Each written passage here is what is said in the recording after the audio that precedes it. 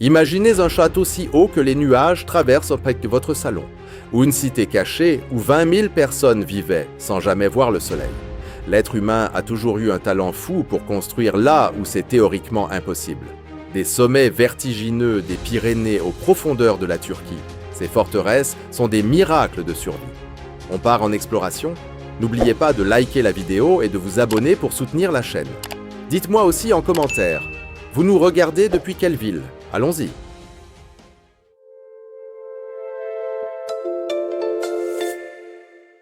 « 8. La forteresse souterraine de Derinkuyu. Située dans la région de la Cappadoce, en Turquie, Derinkuyu n'est pas une forteresse ordinaire avec des tours et des murailles. C'est une fourmilière humaine géante creusée directement dans la roche volcanique. Le truc est si profond qu'il descend sur au moins 8 niveaux, atteignant environ 60 mètres sous le sol. Pour vous donner une idée, c'est l'équivalent d'un immeuble de 20 étages enterrés. Et le plus fou, jusqu'à 21 000 personnes pouvaient y vivre avec tout ce dont elles avaient droit.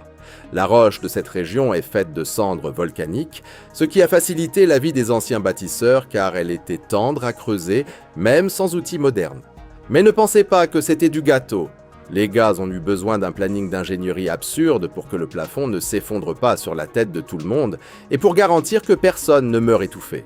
On pense qu'elle a commencé à être construite vers le 8e ou le 7e siècle avant Jésus-Christ, mais les choses sont devenues sérieuses à l'ère byzantine, quand les chrétiens utilisaient l'endroit pour fuir les invasions. À l'intérieur, il y avait de tout, des maisons, des églises, des dépôts de nourriture, des étables pour les bêtes, et même des pressoirs pour faire du vin et de l'huile. Les priorités, n'est-ce pas? Pour respirer, ils ont creusé des centaines de conduits de ventilation qui servaient aussi de puits pour chercher l'eau tout au fond. La sécurité était de premier ordre. Les entrées pouvaient être scellées de l'intérieur avec des portes en pierre ronde et gigantesques, pesant environ 500 kg chacune. Personne n'entrait sans être invité. Le plus impressionnant est que Derinkuyu n'était pas seule. Elle était connectée à d'autres villes souterraines par de longs tunnels, créant un réseau immense sous la terre. Si une ville était en danger, les gens s'enfuyaient par le passage secret vers la voisine. Tout a été redécouvert par hasard en 1963 et jusqu'à aujourd'hui, les archéologues pensent qu'il existe encore des niveaux cachés que personne n'a cartographiés. C'est une preuve vivante que l'être humain fait n'importe quoi pour survivre. Vivre des mois sans voir la lumière du soleil doit être désespérant, mais entre affronter une armée ou habiter dans un trou de luxe, je choisirais aussi la deuxième option. 7. La forteresse du rocher de Sigiriya. Imaginez que vous marchez au milieu d'une jungle dense au Sri Lanka et que, d'un coup, surgit un rocher gigantesque de 200 mètres de haut. Cela donne plus ou moins la hauteur d'un immeuble de 60 étages, au milieu de la brousse. Cet endroit, c'est Sigiriya. Le nom vient de Sinagiri, ce qui signifie « le rocher du lion ». Ce surnom n'est pas là par hasard, puisque l'entrée principale était gardée par un lion de pierre colossal. C'est le genre de réception qui impose un respect immédiat. Construire là-haut était d'une audace sans nom pour l'époque. Tout cela a commencé là-bas au 5e siècle avec un gars nommé Kassapa Ier. Il n'était pas exactement un saint. Il a pris le trône par la force, et comme celui qui n'a pas de péché n'a pas peur, il a décidé de se cacher, avec beaucoup de luxe bien sûr, au sommet de cette pierre verticale. L'isolement était sa sécurité. Le plus impressionnant est que, tout en bas, les gars ont planifié une ville entière avec des jardins symétriques, des réservoirs d'eau et des fontaines qui fonctionnent encore aujourd'hui quand il pleut. Leur ingénierie hydraulique était d'un autre monde. En montant le rocher, à mi-chemin, vous trouvez une galerie de fresques avec des peintures de demoiselles célestes qui sont de véritables chefs-d'œuvre. Un peu plus haut, il y a le mur de miroir, qui autrefois était si poli que le roi pouvait voir son propre reflet en marchant. Avec le temps, les gens ont commencé à écrire des poèmes dessus, créant l'un des graffitis les plus anciens de l'histoire. C'est incroyable de voir comment l'être humain a toujours trouvé un moyen de laisser sa trace. Bien qu'elle soit une forteresse impeccable, la vie de luxe de Kassapa a duré peu de temps. Il est mort au combat en l'an 495 et l'endroit a fini par devenir un monastère bouddhiste. Aujourd'hui, c'est un patrimoine mondial de l'UNESCO et l'un des meilleurs exemples de planification urbaine ancienne que nous ayons. Voir une telle structure au milieu d'une forêt isolée montre que, lorsqu'il s'agissait de pouvoir et de défense, l'homme ancien n'avait pas peur de défier la nature. C'est bizarre de se dire qu'il montait tout ça sans ascenseur. La vue là-haut devait faire en sorte que chaque effort en vaille la peine, transformant la peur du vide en un pur sentiment de souveraineté absolue sur la jungle. 6. La forteresse de Montségur. Située dans le sud de la France, la forteresse de Montségur se trouve au sommet d'un pic de calcaire dans les Pyrénées, à une altitude de 1200 mètres. Pour vous donner une idée, c'est presque la hauteur de 4 tours Eiffel empilées. Elle est considérée comme l'une des forteresses les plus inaccessibles de toute l'Europe médiévale. Jusqu'à aujourd'hui, si vous voulez visiter les ruines, vous devez affronter un sentier super raide et dangereux qui fait paraître n'importe quelle salle de sport pour un jeu d'enfant. La majeure partie de ce qui reste là-bas date du XIIIe siècle, et l'endroit est devenu célèbre pour avoir été le dernier refuge des Cathares. C'était un groupe chrétien que l'Église catholique de l'époque n'appréciait pas du tout, traitant tout le monde d'hérétique. Ils ont choisi ce sommet de montagne non seulement pour se défendre, mais pour rester isolés du monde. L'endroit est entouré de parois de pierre verticales, et le seul moyen de monter était par un chemin tout étroit appelé l'escalier des Cathares, Satyaputra. C'était si serré que ni les chevaux ni les machines de guerre ne passaient balader par là. Même si c'était un endroit difficile à habiter, ils se sont débrouillés. Ils ont construit des citernes pour collecter l'eau de pluie et ont fait des terrasses sur le terrain pour essayer de planter quelque chose et garder de la nourriture. À son apogée, la forteresse avait des murailles très hautes, des tours de guet et des logements. Le moment le plus marquant fut le siège de 1243, quand une immense armée française a entouré le château. À l'intérieur, il n'y avait qu'environ 150 chevaliers et 400 personnes ordinaires. À cause de sa localisation impossible, ce petit groupe a tenu le coup pendant 10 mois contre des milliers de soldats. Les envahisseurs n'ont réussi à vaincre que parce qu'ils ont monté une base sur un pic voisin et ont utilisé des machines de jet de pierre pour détruire les défenses de loin. Quand ils se sont finalement rendus, plus de 200 Cathares ont préféré être brûlés vifs plutôt que d'abandonner leur foi. Ce fut une fin tragique qui marqua la fin de leur résistance en France. Monter 1200 mètres pour se battre pour une croyance montre que l'être humain, quand il croit en quelque chose, ne voit pas de limite géographique. 5. La forteresse de Sacsayhuaman. Située aux abords de Cusco, au Pérou, cette forteresse monumentale se trouve à l'impressionnante altitude de 3700 mètres au-dessus du niveau de la mer. Pour vous donner une idée, c'est presque 10 fois la hauteur du pain de sucre. Elle a été construite par l'Empire Inca au XVe siècle, sous le commandement de Pachacuti. Les gars ont choisi le bord d'une colline raide qui surveillait toute la capitale de l'Empire. Beaucoup de gens pensent que l'endroit n'était que pour des rituels, mais le dessin des murailles ne laisse aucun doute. C'était un bunker de guerre. Ce qui laisse le plus les scientifiques bouche bée, ce sont les murs en zigzag faits de pierres colossales. Certaines de ces roches pèsent jusqu'à 125 000 kg. Le détail le plus bizarre, elles ont été coupées avec une telle précision qu'elles s'emboîtent parfaitement sans utiliser une goutte de ciment ou de mortier. C'est la technique de la maçonnerie de pierre de taille. Malgré des siècles de tremblements de terre dans cette région, les murs sont toujours là, fermes et solides, alors que beaucoup de constructions modernes seraient déjà tombées en poussière. Maintenant, réfléchissez.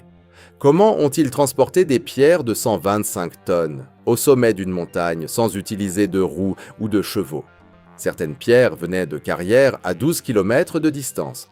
Il a fallu l'effort de milliers de personnes travaillant dans un système appelé MITA, utilisant des rampes, des rouleaux et beaucoup de forces brutes coordonnées. Le dessin en zigzag n'était pas là pour faire joli sur l'Instagram de l'époque. Il créait des zones de mort parfaites pour les embuscades, où les défenseurs pouvaient attaquer les envahisseurs sous plusieurs angles en même temps. Là-haut, il y avait de tout, des tours, des casernes et des dépôts de nourriture. Malheureusement, après l'arrivée des Espagnols, ils ont démonté une bonne partie de la structure supérieure pour utiliser les pierres dans les constructions de Cusco.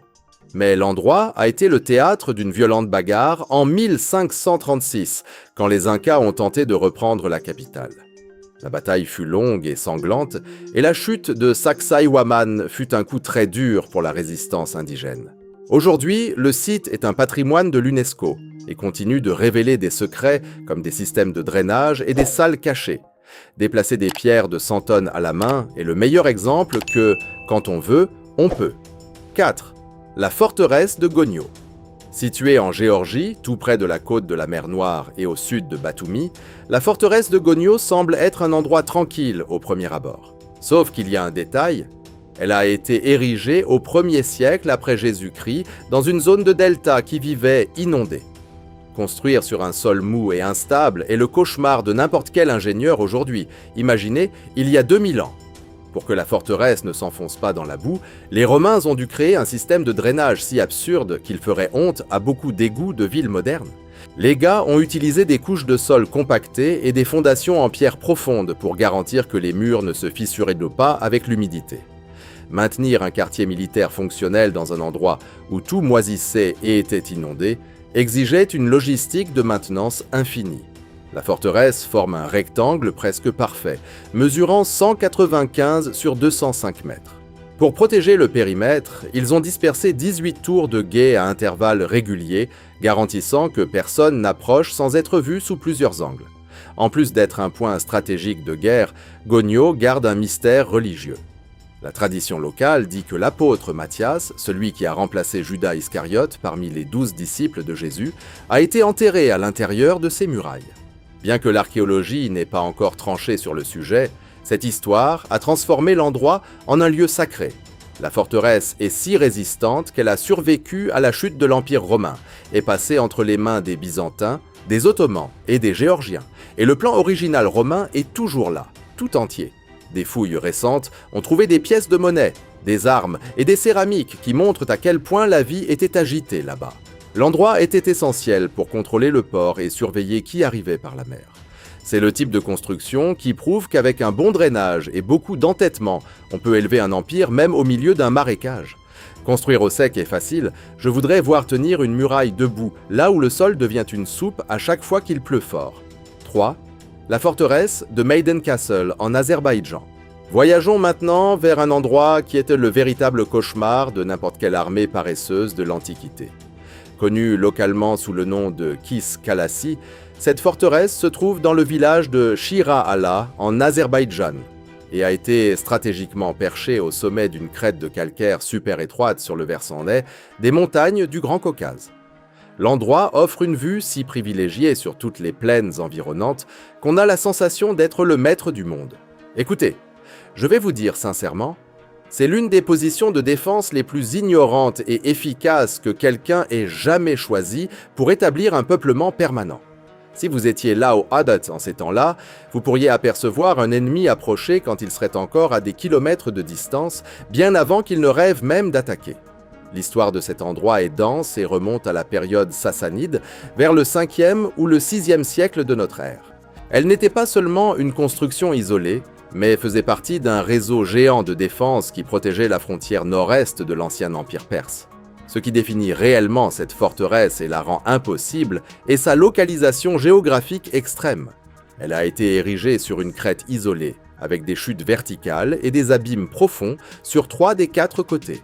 Pour vous donner une idée, l'effort ne serait-ce que pour amener les matériaux de construction et atteindre le sommet était quelque chose de surhumain. L'accès était rigoureusement limité à un unique chemin étroit le long de la crête de la montagne. Ce chemin était à la fois le point faible et le point fort, car il pouvait être défendu par seulement 2 ou 3 hommes, ou simplement détruit si les choses nous tournaient au mal, laissant les envahisseurs sans nulle part où aller. C'était le blocage total et absolu de la vie réelle. Les murailles qui restent encore montrent des tours et de petites salles qui servaient de dépôts, de casernes pour les soldats et de postes de commandement. Toute l'architecture militaire ici a été pensée pour tirer le maximum de profit de la verticalité du terrain, utilisant la gravité comme principale arme de dissuasion. Après tout, jeter n'importe quelle pierre ou de l'huile bouillante d'une telle hauteur causait un dégât immense avec le minimum d'effort. Le nom château de la Pucelle est très commun dans plusieurs lieux du Caucase et de l'Asie centrale et est généralement lié à des légendes locales sur des femmes nobles qui étaient cachées ou protégées à l'intérieur de ces murailles inaccessibles. Bien que nous n'ayons pas de registre historique qui confirme ces histoires romantiques spécifiquement sur ce site, le nom est resté gravé dans la culture populaire. La valeur stratégique de cette forteresse était réelle et immédiate pour l'époque, fonctionnant presque comme un satellite ancien. Elle contrôlait toutes les routes de commerce et les mouvements militaires par les terres basses et communiquait avec d'autres postes avancés voisins grâce à des signaux de fumée et des feux coordonnés. C'était un réseau Internet basé sur la lumière et la fumée qui fonctionnait très bien. Avec le temps et les changements de pouvoir dans la région, surtout après le déclin des Chirvanchahs, la forteresse a fini par perdre son importance stratégique et a été progressivement abandonnée. Des tremblements de terre violents, l'érosion naturelle des montagnes et le pur désintérêt au fil des siècles ont contribué à l'état actuel de ruine. Mais le plan de base et les structures de défense principales sont toujours là, résistant au temps et montrant que les anciens ne plaisantaient pas quand il s'agissait de protection. C'est le genre d'endroit où la nature a fait presque tout le travail difficile et l'homme a juste eu besoin de placer les briques au bon endroit pour créer un bunker éternel. 2. La forteresse de Babak en Iran. Préparez le manteau et l'oxygène, car nous allons dans la province de l'Azerbaïdjan oriental, au nord-ouest de l'Iran. Connue comme le château des immortels, ou Kalat-e-Babak, cette forteresse se trouve sur un pic rocheux à plus de 2300 mètres au-dessus du niveau de la mer, là au milieu des montagnes escarpées d'Arasbaran. Si vous trouvez que votre immeuble est haut, imaginez vivre dans un endroit qui est à plus de 2 km de hauteur, entouré par des abîmes et des vents qui coupent la peau. C'est, sans aucun doute, l'un des bastions les plus inaccessibles de tout le Moyen-Orient. Le nom est un hommage à Baba Khorramdin, le leader d'un mouvement de résistance qui a utilisé ce nid d'aigle comme base pour lutter contre le califat abbasside au IXe siècle. Entre les années 816 et 837 de notre ère, Babak et ses partisans ont mené une guerre de guérilla lourde contre les forces impériales, et la forteresse était le centre de commande de tout. Arriver là-haut était un test de survie. Le chemin consistait en un sentier de montagne traître et étroit. Jusqu'à aujourd'hui, quiconque veut visiter le site doit affronter une montée épuisante qui serpente à travers des forêts denses et des falaises exposées. L'architecture de la forteresse fut une leçon sur la manière d'utiliser le terrain en sa faveur. Au lieu de s'étendre sur les côtés, ils ont construit vers le haut, créant plusieurs couches de terrasses défensives. L'entrée principale était un escalier de pierre super raide, entouré de murailles conçues stratégiquement pour que les défenseurs puissent déverser des pierres, des flèches ou de l'huile bouillante sur quiconque tentait de monter sans autorisation. C'était un système de sécurité naturel et implacable. Pour supporter des sièges qui duraient des mois, la forteresse était autosuffisante. Ils ont creusé des citernes directement dans la roche pour collecter l'eau de pluie et de la fonte des neiges, en plus d'avoir d'énormes salles internes pour stocker de la nourriture et des armes. Les récits historiques disent que les forces de Babak ont résisté à plusieurs tentatives du califat pour capturer l'endroit pendant plus de 2 décennies. L'Empire n'a réussi à vaincre que lorsqu'il a envoyé le général Afshin, l'un des militaires les plus habiles de l'époque, qui n'a réussi qu'après avoir utilisé un mélange de tactiques de siège, de tromperie et, bien sûr, la vieille et terrible trahison interne. Avec la chute de la forteresse en 837, la rébellion a pris fin, mais le château est resté là, résistant au temps. Au fil des siècles, la forteresse de Babak est tombée dans l'oubli à cause de son isolement extrême, mais n'a jamais été détruite. Au XXe siècle, des historiens et des archéologues ont redécouvert l'endroit, qui est aujourd'hui un site culturel protégé. Il est impressionnant de voir comment les murs, les escaliers et les chambres internes restent intacts, même en affrontant des hivers gelés, des neiges lourdes et des vents de montagne qui abattraient n'importe quelle construction ordinaire. Il n'y a aucune addition moderne là-bas, ce qui préserve l'authenticité totale du lieu. La force de cette forteresse ne venait pas seulement de la pierre et du mortier, mais du courage de s'établir dans un paysage que peu d'armées réussissaient à traverser et que presque aucune ne réussissait à conquérir. C'est l'exemple maximum de la manière dont l'être humain a transformé la difficulté géographique en un château invincible. 20 ans à résister là-haut montrent qu'avec de l'eau de neige et une vue pareille, le gars ne voulait descendre pour rien au monde. 1. Le château de Saint-Hilarion à Chypre. Si vous trouvez que monter une côte est fatigant, attendez de connaître cet endroit qui semble avoir été sculpté par un dieu qui aimait les montagnes russes de pierre. Le château de Saint-Hilarion est une forteresse médiévale située dans le nord de Chypre, perchée sur un pic rocheux à environ 730 mètres au-dessus du niveau de la mer. Il a été construit à l'origine pendant la période byzantine, là-bas au XIe siècle, dans l'une des positions les plus topographiquement extrêmes de toute l'île. Au début de tout, ce n'était pas un nid de soldats, mais plutôt un monastère baptisé en hommage à un moine nommé Hilarion, qui aurait vécu et serait mort isolé dans ces montagnes au IVe siècle. Avec le temps, à cause des attaques constantes de pirates et d'envahisseurs arabes, la retraite religieuse a dû échanger les prières contre les épées et a été transformée en un château de grande envergure. Ce changement montre bien comment Chypre est devenu un échiquier stratégique dans la Méditerranée orientale. La construction de cet endroit est une folie complète, car il a été fait directement sur la roche irrégulière de la montagne, avec plusieurs niveaux de défense empilés verticalement le long de la crête. Imaginez un immeuble de luxe, mais fait de pierres brutes et rempli de pièges. Le secteur inférieur du château abritait les étables, les casernes pour les soldats et les salles de stockage. Quant au secteur moyen, c'était là que se trouvait l'agitation de la noblesse, avec des appartements royaux, des cuisines immenses et une chapelle. Maintenant, le secteur supérieur était le véritable défi. Il ne pouvait être accédé que par un escalier super raide et a été construit exactement sur le sommet de la montagne, là où se trouvaient les tours de guet et les postes de commandement. La logistique pour maintenir cet endroit fonctionnel était un cauchemar quotidien, puisque toute l'eau dépendait de systèmes de collecte de pluie et toute la nourriture et les matériaux de construction devaient être transportés par des chemins sinueux et dangereux sur le dos d'animaux ou d'hommes. Ces défis étaient acceptés parce que la valeur défensive du château était absolue.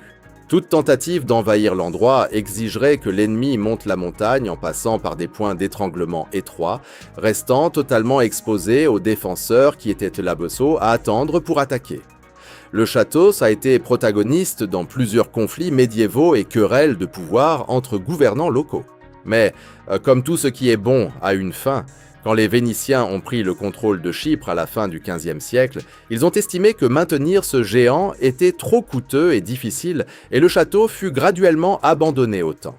Aujourd'hui, il est partiellement restauré et c'est un régal pour les touristes et les randonneurs qui n'ont pas peur du vide. Les légendes locales racontent que le visuel dramatique de ce château fut ce qui inspira le design du château de la méchante reine dans le film Blanche-Neige de Disney.